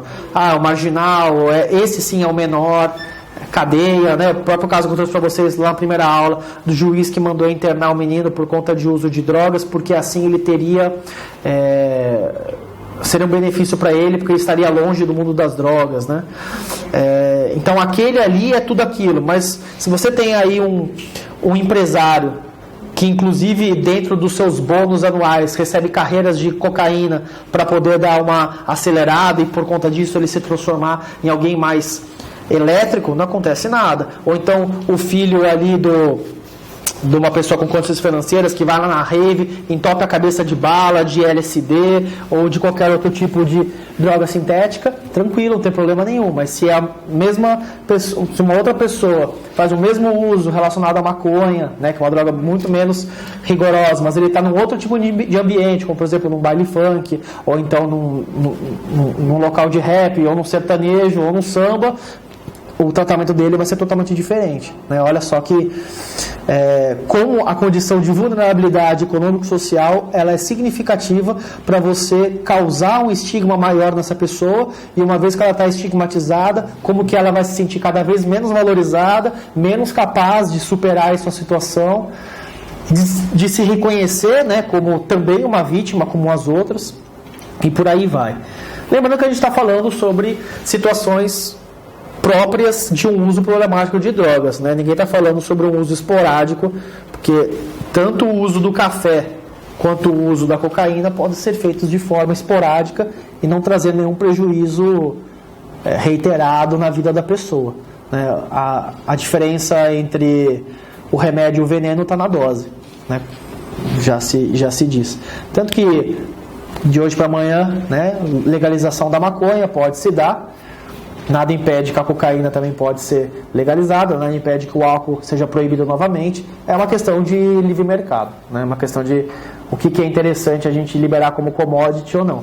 A maconha, demonizada há pouco tempo atrás, acabou de abrir ali negócios na Bolsa de Valores dos Estados Unidos e hoje é mais uma commodity no jogo da especulação, né? Então, enfim.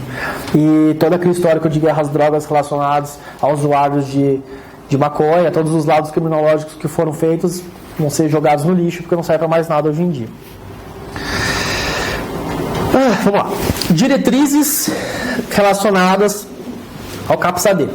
Primeiramente, direito a tratamento de qualidade, ofertado pela rede de serviços do SUS, que considera os diversos aspectos envolvidos no seu processo de adoecimento.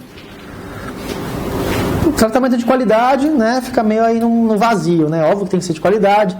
Ninguém faz uma lei esperando que seja um tratamento ruim. Mas que considere os diversos aspectos envolvidos no processo de adoecimento, que é aquilo que a gente já abordou, né? Então, por que ele chegou naquela situação de uso problemático? Abandono familiar, abandono da própria escola. Não vou ficar repetindo. 2.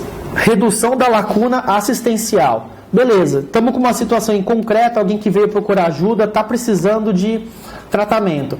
Mas quanto disso não é responsabilidade da assistência social do município? Vamos cobrar da assistência social do município. Então, o SUS, ele não é um sistema que está desvinculado dos outros sistemas também que existem aí no âmbito municipal. O SUS tem que se comunicar com o SUAS.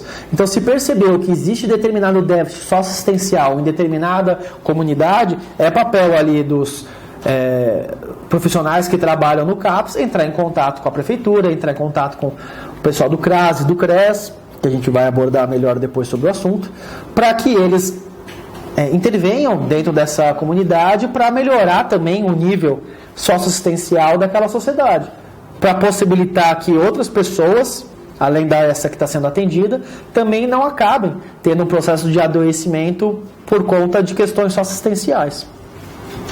3. Respeito e promoção aos direitos humanos e da inclusão social. Os usuários de álcool e outras drogas devem ser tratados com dignidade e respeito. 4.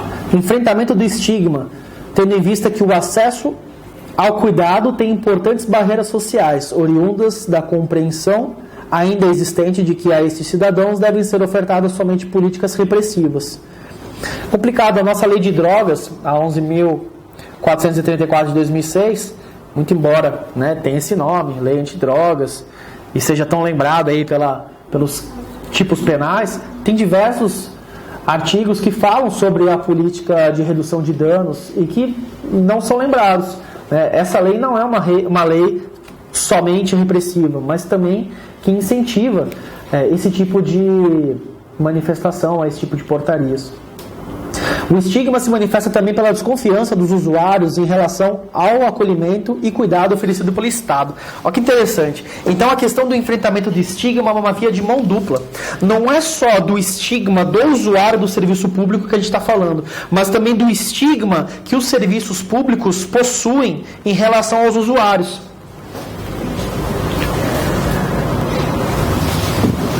Então, o usuário, ele está acostumado o quê? Quem é que trabalha na defensoria já? Bastante gente. Então, vocês provavelmente devem saber, pelo contato que vocês tiveram no atendimento aí com eles, que muitos usuários já chegam meio calejados para cima de vocês, né? Então, eles não têm o tato próprio de alguém de classe média, que pela primeira vez está indo conversar com alguém, pedindo uma orientação jurídica. O cara apanha a vida inteira.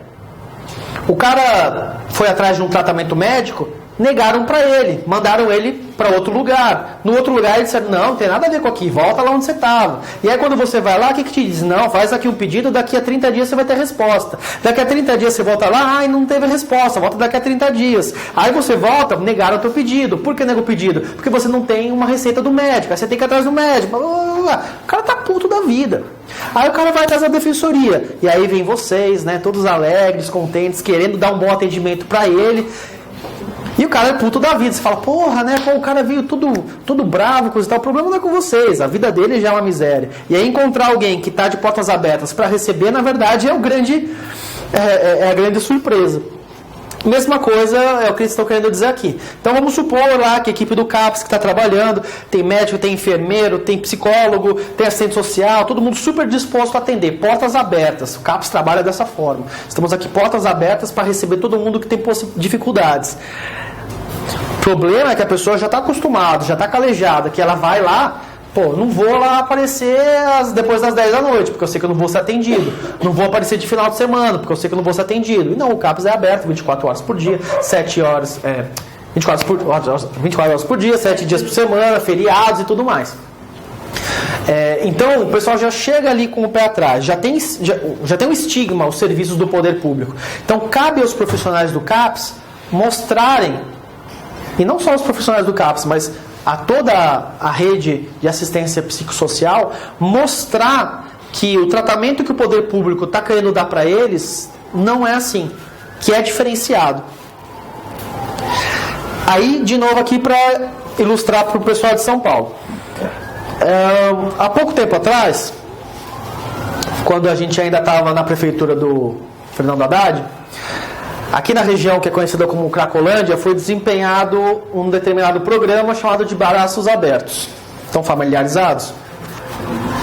Esse programa de Braços Abertos, ele tinha basicamente essa diretriz como norte.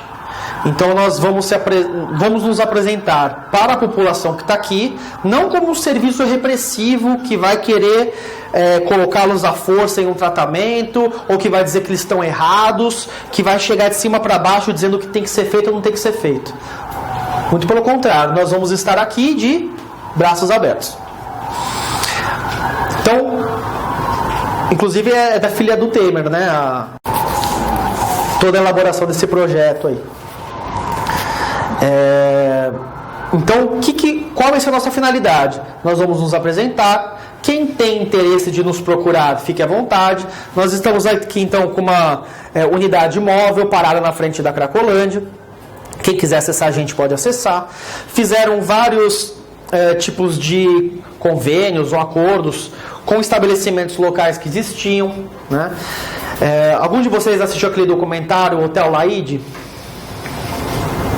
Então assistam, joga aí no YouTube, se chama Hotel Laíde. Ele foi feito por uma socióloga chamada Débora Diniz, que inclusive é aquela que está sendo ameaçada de morte agora por estar fazendo aí as suas manifestações a favor da legalização do aborto. Uma pessoa fantástica, muito boa mesmo. E isso mesmo, passou no STF recentemente. E ela fez um documentário muito interessante, focando nesse Hotel Laíde. O que era esse hotel? Ele, inclusive, era gerenciado por pessoas que eram frequentadoras do fluxo, eram usuárias de crack e outras drogas, que acabaram acessando o programa de Braços Abertos, melhorado aí a condição. Inclusive, no filme mostra que a própria dona lá do negócio não estava livre do crack, mas que ela entendia que ela já tinha reduzido em 70% o uso dela, que por conta disso, para ela já foi um grande avanço, né? E aí, esse documentário mostra uma moça que tinha acabado de chegar nesse hotel, que ela estava procurando abrigo, e aí a moça fala, nós temos várias regras aqui, não pode trazer droga para dentro, tem que entrar até tal hora, depois não pode entrar depois de tal hora, porque senão aqui não é bagunça, se quiser usar droga fica à vontade, desde que seja do lado de lá, ou seja, era um sistema que foi formado não para erradicar o uso de drogas, mas para, primeiro de tudo, dar condições mínimas de dignidade para as pessoas que andavam por ali. Então você tem hotéis que foram criados para que as pessoas não durmam na rua, naquela situação de completa insalubridade, e que você tenha então condições mínimas de dignidade. Segunda, redução do uso de drogas, obviamente, tanto na questão de saúde fornecida na unidade móvel, quanto lá dentro também, criação de regras e tudo mais. Terceiro, eram fornecidos propostas de emprego para alguma dessas pessoas que, se demonstrassem determinados tipos de comportamento, teriam inclusive mais chances de sair dessa situação. Tudo voltado para a valorização da pessoa que está ali, para que ela consiga, né, ter um pouco mais de autoestima e que consiga, por conta disso, minorar esse uso problemático de drogas. É algo que vinha sendo reconhecido por muitas pessoas como algo bom. Bom, acabou a gestão Haddad, né? Acabou toda aquela dificuldade de mostrar para a população que estava ali no fluxo que o poder público não estava vindo com uma forma agressiva, mas sim de uma forma de braços abertos. Terminou a gestão Haddad e entrou a gestão Dória. Qual foi a primeira medida que o novo prefeito teve em relação a essa questão? Vamos retomar a questão da internação compulsória, né? Tem um nome, inclusive, o projeto, que eu não me lembro mesmo o nome. Então, o que acontece? Oi? De braços fechados. De braços fechados, de punhos cerrados, né? Então, de uma hora para outra, toda essa confiança que conseguiu se estabelecer entre esse público totalmente resistente com o poder público foi rompida. Por quê? Porque de uma hora para outra, sem aviso prévio, apareceram várias ambulâncias ali e começaram a querer colocar as pessoas que eles entendiam como sendo incapazes de discernir o que queriam ou o que não queriam fazer dentro daquelas ambulâncias, leva lá para a internação e já era. Não questiona se quer ou se não quer. E aí todo o trabalho que foi criado de compreensão e de remover estigmas do poder público foi jogado no lixo. Todo aquele trabalho de tentar trazer as pessoas, olha, nós não somos, foi quebrado, foi jogado no lixo. Infelizmente, retrocedeu-se aí 3, 4 anos. Então o estigma tem a ver não apenas com a questão do usuário de drogas, mas também com o serviço que tenta, de alguma forma, ajudar essa pessoa. 5 nada, está na hora do intervalo. Até mais.